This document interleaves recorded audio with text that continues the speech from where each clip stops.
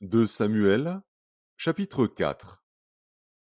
Lorsque le fils de Saül apprit qu'Abner était mort à Hébron, ses mains restèrent sans force, et tout Israël fut dans l'épouvante.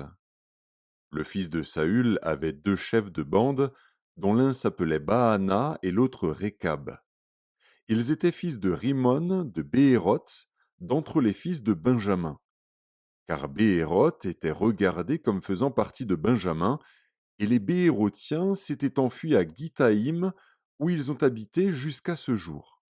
Jonathan, fils de Saül, avait un fils perclus des pieds, et âgé de 5 ans lorsqu'arriva de Gisréel la nouvelle de la mort de Saül et de Jonathan.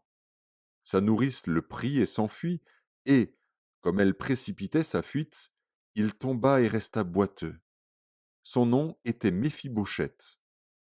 Or les fils de Rimon de Béhéroth, Récab et Baana, se rendirent pendant la chaleur du jour à la maison d'Ishbosheth, qui était couché pour son repos de midi.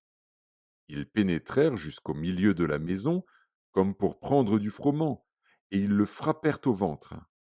Puis Récab et Baana, son frère, se sauvèrent. Ils entrèrent donc dans la maison pendant qu'il reposait sur son lit dans sa chambre à coucher. Ils le frappèrent et le firent mourir, et ils lui coupèrent la tête.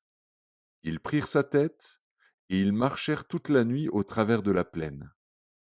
Ils apportèrent la tête d'Ishbosheth à David dans Hébron, et ils dirent au roi, Voici la tête d'Ishbosheth, fils de Saül, ton ennemi, qui en voulait à ta vie. L'Éternel venge aujourd'hui le roi mon seigneur de Saül et de sa race.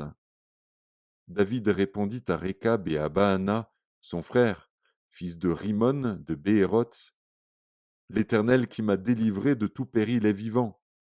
Celui qui est venu me dire, Voici, Saül est mort, et qui croyait m'annoncer une bonne nouvelle, je l'ai fait saisir et tuer à Tsiklag, pour lui donner le salaire de son message.